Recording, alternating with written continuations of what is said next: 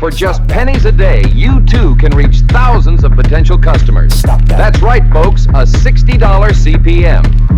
And with a cost per thousand of just $6 and $4. Can't stop for the talking. I hear 'em chat with the boys. Man so tough, but mans keep walking. Just too sharp with the prize. White girls let it tell. I'll be honest with you, I hate ads. And I'm a damn digital marketer. I mean, I literally make ads for a living. That's what we do. And does this equate to like a drug dealer who won't get high on his own supply? I don't even know. So when OpenAI announced putting ads inside ChatGPT, which, trust me, I saw coming a million miles away, I was annoyed. I mean, if you've been following ChatGPT and OpenAI for the last 5, 6, 7 years, you kind of get an idea what Sam Altman's MO is about running things. I want to say it's actually 2 or 3% of the people who actually do use ChatGPT even pay for it. So, is that a flawed business model? Now, when you're talking about the numbers that they do. And look, they need revenue. Every free thing eventually shows you an ad. That's just capitalism doing capitalism things. It's kind of what it is. So then I kept writing about it, doing the research, looking at the OpenAI site, and it got worse. Like, I mean, significantly worse. And by the time I got to the part where they fired the woman who said, we shouldn't put porn in the chatbot, I realized this isn't a story about ads. This is a story about a company speedrunning every freaking possible mistake Facebook ever did in 1 week. I mean, like literally one freaking single week. Even Zuckerberg took a decade to become like the villain that he is to some people. Look, Sam's built different, I guess. For real, for real. And look, if you enjoy watching me dogpile on Sam Altman with receipts for the next, 5 or 10, 11 minutes, just hit the thumbs up. Seriously, one button is all you got to do. That's it. Does me a favor. All right, cool. Cool, let's get into it. And make sure you do stick around in the end because I'm going to actually tell you how OpenAI's worst week culminated in the software industry losing almost nearly $2 trillion. All right, so February 9th, 2026 rolls around. OpenAI decides to roll out ads in at least ChatGPT's free tier, but also their new Go plan, which is going for about $8 a month. So you're paying $8. It's not really a ton of money, but when you're getting sponsored results sitting at the bottom of your conversations, it's sort of like not the same experience anymore, especially if you got used to the free product if you're on the free tier. So is it what the $20 a month plan probably offers? I don't know. It's probably decent amount reduced rates. And the targeting, it's based on your conversation context. Of course. Your chat history, like think about that for a second. That 2 a.m. anxiety spiral that you've had where you're asking ChatGPT if your marriage is falling apart, that's all ad inventory now. I mean, as far as I'm concerned. So listen, you're sitting there pouring your heart out a machine and it's like, it hits you. Have you considered Zolofts? Brought to you by Pfizer. $60 CPM, $200,000 minimum. It's not like the average landscaping service down the street's going to be using ads here. At least yet anyways. The Target's in, Adobe's in, HelloFresh is in the AI. I mean, you literally cannot escape HelloFresh. That company, I swear to God, it's like herpes. I mean, it literally shows up everywhere you don't want it. But I don't have that. Just FYI. Here's the fun part though. Ad personalization on by default. Yeah, you got to go dig through settings yourself to turn it off. And if you do opt out on the free tier, fewer daily messages. So you're not really opting out. You're picking, do I pay with my private thoughts or do I pay with access? That's not like a good choice to have.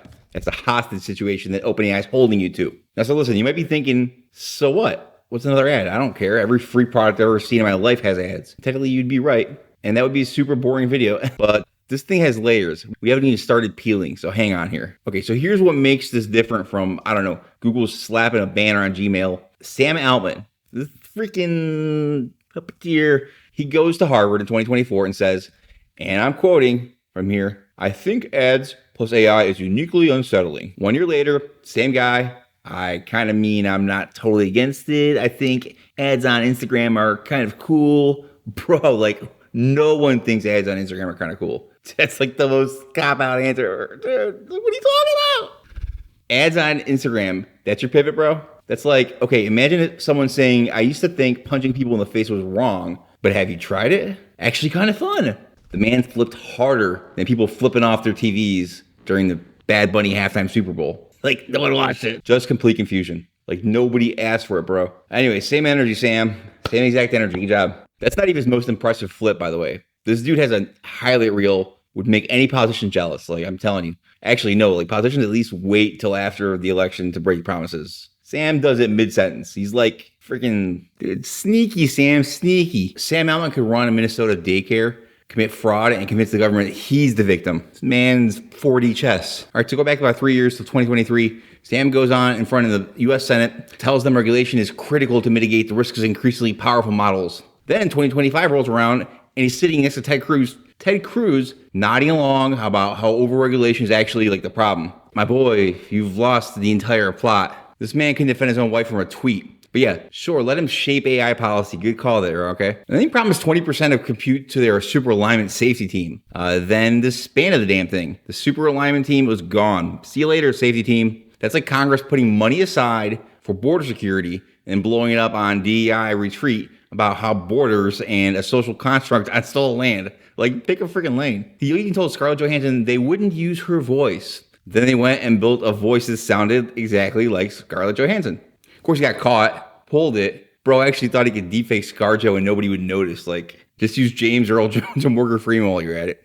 She's been famous for like, I don't know, 15, 20 years. That's not a licensing oversight. That's a whole ass crime, I think. I'm pretty sure. And then he told U.S. senators, yeah, again, under oath, mind you, he had no equity in OpenAI. I'm technically sure, technically true, he doesn't. Just forgot to mention his indirect holdings through Y Combinator and the OpenAI Startup Fund. It's like saying, I don't own the house, man, while your LLC owns the LLC that owns the holding. This is definitely some Leering Center kind of like fraud going on here. He called the company Open. Meanwhile, internal emails for 2016 show they knew the name was misleading and chose not to fix it. OpenAI is about as open as North Korea's democratic. So yeah, it was founded as a nonprofit, obviously, to benefit humanity, converted for profit, capped returns at 100%. Then said, actually, no, uncapped. Benefit humanity though, right? Sure, same way Purdue Pharma was benefiting pain patients, okay? And then, oh, by the way, this is my personal favorite. They had 3 contractual clawback clauses. So what does that mean? Like, if you left the company and said anything negative, they can strip your vested equity. And now you got to choose between millions of dollars and the right to say, my boss sucks out loud. Which would you choose? When this went public, Sam said, yeah, he was embarrassed, said he didn't know about it. And the company that he runs, that he founded, yeah, you didn't know the legal clauses in your employment contracts? Okay, so that's either a lie or it's an admission you have zero idea what's happening in your own company. Pick one. Both are terrible. So when Sam comes out and says, ads are just a small test, your data is totally safe. Yeah, you're supposed to believe him, obviously. How many of those promises do you want to bet on? Like, seriously. This man's world has the structural integrity of a Billie Eilish live performance. Looks great on paper, falls completely apart the second everyone's watching. But here's the thing, though. I mean, if this were just about one guy flip-flopping, whatever. That's gossip, is that people who actually built this thing, the engineers, the researchers, they started walking out. And this has been happening for a minute. And what they're saying on the way out should genuinely concern you. Stay with me now. Okay, so you know who OpenAI brought in to run their ad business? Fiji Simo, head of the Facebook app. The Facebook app. She took ad revenue from $3.5 billion to $114 billion. That's like 30x. You don't bring that person in for a small test. You bring that kind of person in when you ads are the plan and you need somebody who knows how to slowly boil the frog without it jumping out. She's the final boss of surveillance advertising. Yeah, I can do that again. But this time with people's therapy sessions. That's the crazy thing. So February 10th rolls around. Day after the ads go live. OpenAI fires Ryan Beiermeister, VP of Product Policy. Her crime? She pushed back on the adult mode. You know, the feature where ChatGPT would actually have sexually explicit conversations with you. I've not done that, I swear. She also said that child exploitation safeguards weren't strong enough, which that's a serious thing. Oh, and she started a peer mentorship group for women at the company. So, yeah. OpenAI's excuse? Some sex discrimination complaint from a male colleague. All right, whatever. Beiermeister says that's absolutely false. So let me just make sure that I'm tracking here. The woman who said, maybe don't put porn in the chatbot and maybe do put more things to protect kids. She's fired. Got it. The porn feature, by the way, yeah, still shipping Q1. Fire the safety person, kept the porn, really tells you where the company's head is at, right? Yeah, pun intended. Then February 11th, Zoe Hitzig quits. She's an OpenAI researcher, publishes a whole op-ed on New York Times. Her argument, and this part's quite important, ChatGPT holds what she calls the most detailed record of private human thought ever assembled. Now think about that for a second. Just take a second to think about that. What that really means. Your medical fears, relationship stuff, your kinks, your politics, all that shit's in there. That midnight conversation where you're asking it whether you should quit your job and just move to Portugal all of a sudden. Yeah, that's probably in there. And now they're running ads on top of it. Gotcha. She draws the Facebook comparison directly. Facebook promised data protection too, right? And slowly chipped away at that as soon as they started making ad money. She saw that happen once before and she wasn't going to sit by and let it happen again. So she literally resigned the day the ads launched. Same day. It's not a coincidence. That's someone who saw exactly where this was headed and chose integrity over stock options, I guess. So, which at OpenAI, it's just, can make you kind of radical. So February 13th, OpenAI quietly retired GPT-4o, which is whatever. It's an older model. It served its purpose for sure. The model that 800,000 people were still using. The model that was so agreeable, so desperate to validate whatever you said, so eager to tell you exactly what you wanted to hear. 13 families have now filed a lawsuit. It's kind of fitting, February 13th. And anyways, these aren't like abstract complaints about people with PhDs who have got too much time in their hands. Like, this is actually serious. So there's names like Austin Gordon, Zane Shamblin, John Jacquez, real people, real lawsuits saying GPT-4 contributed to self-harm, suicide, and OpenAI's own data, their own internal numbers, flagged 1.2 million users with self-harm signals. Some of those were actual real complaints. 1.2 million people. That's bigger than the population of Austin, Texas. By the way, the response to all this was add ads and ship porn. Same week. Somebody made a subreddit.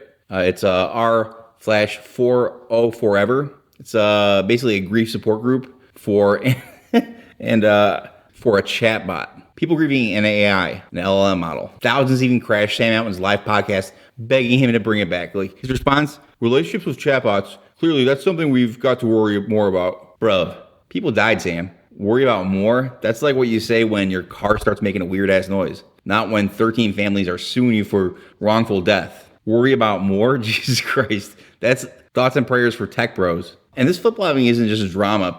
Even broken promises, safety alignment, regulation, all of it. It all kind of comes together. It draws a straight line from what will be careful to people are dead and we retired the model 2 days after launching ads. That's not a series of random events. It's a trajectory. And trajectories like that, is always they always end the same way. Money wins, people lose. So why is this all happening at once? That's the question you got to ask yourself. Like, why now? OpenAI is hemorrhaging money like they're on their period. They're running out of time. So they can't pretend this is like a kosher thing. They have to raise money.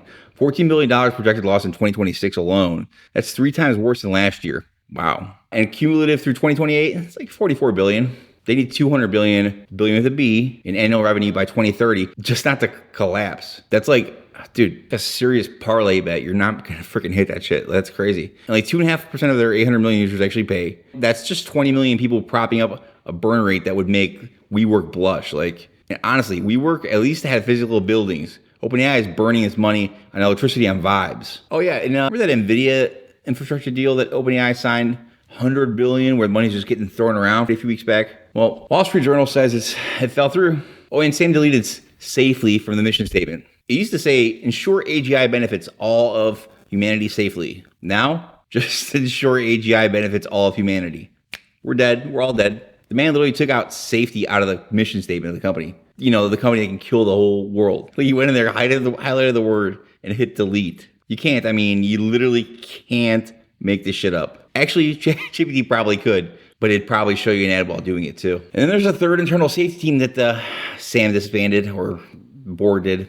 The third, Sam had personally blown through more safety teams than Spinal Tap has gone through drummers. At this point, if Sam Altman invites you to lead his safety division, that's not a job offer. That's a DNR in your career. You should update your LinkedIn to unemployed before you even start. Just don't even bother. Cory Doctorow has a name for what's happening here. Shitification. And I saw a great video back about it a few months ago.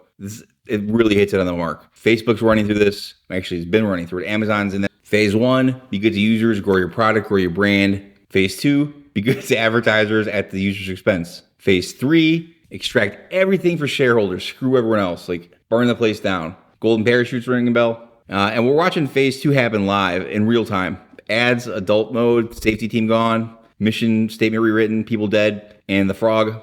The frog doesn't even know the water's boiling yet. Frog's sitting in there asking ChatGPT if the water feels warm. And ChatGPT's like, good question. Have you considered HelloFresh?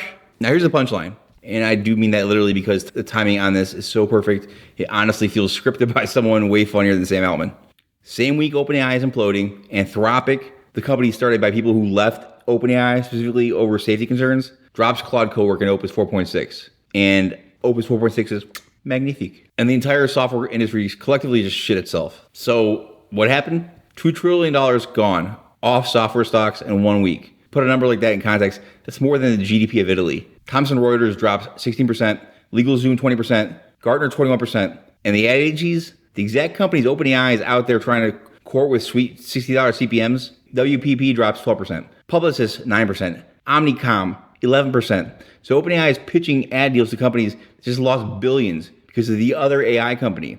Meanwhile, Sam is on X writing these 500-word rants about Anthropic being dishonest and authoritarian, while Anthropic just quietly closed a $30 billion funding round. $30 billion funding round, woo! That's $380 billion valuation. And they're projecting profitability by 2027. Their enterprise market share went from 12% to over 40%. OpenAI dropped from 50% to 27%. Bro! Oh, and Anthropic bought Super Bowl ads, 4 spots to be exact. They're freaking sweet, actually. All of them dunking on ChatGPT's ad model. One of them, I'm not making this up, shows a dude asking his AI for fitness advice and just pivots into selling him hype-boosting insoles. I'll create a plan that focuses on aesthetic strength training. But confidence isn't just built in the gym. Try Step Boost Max, the insoles that add 1 vertical inch of height and help short kings stand tall. Claude's daily active users jumped 11% just after those Super Bowl ads, and it made it top the app stores. Sam's response to all this? Call Anthropic's products expensive products for rich people. Bro, your Go plan is $8 a month, and it has ads. Glass house, Sam. Last I checked, one company is bolting ads and pouring into the chatbot linked to suicides. The other one on my account more or less deleted $2 trillion from the stock market by shipping better products. That's it. Anthropic didn't trash talk their way to the top. They didn't need to. They just built something better while Sam was busy rage posting on X and firing anyone who said, maybe slow down. Here's where I land on all this. This isn't really about dunking on Sam Altman, shitting on him or OpenAI. I do it again, but that's not the point. The point is a question. What happens when a company holding your most private thoughts decides those thoughts are just ad inventory? When every safety person who pushes back gets shown the door, foot in the ass? When the money gets so tight that the only play left is to monetize you, the consumer? If you're a marketer buying ChatGPT ads right now at $60 CPMs with zero conversion data, you are lighting money on fire, and not in a cool way. Your CFO is gonna start asking questions away. If you're building workflows on a platform that fires safety people and ships porn, diversify. Yesterday. Not tomorrow, yesterday. And if you actually trusted this thing with your real thoughts, like I'm sure all of us did, your 2 a.m. stuff, I'm sorry, you deserve better than a company that turned your confessions into a targeting parameter. I'm Alex, this is a Good Smart Idea. Subscribe, stick around, subscribe. Hit the like button if you like this, found some value or some humor in it. Peace.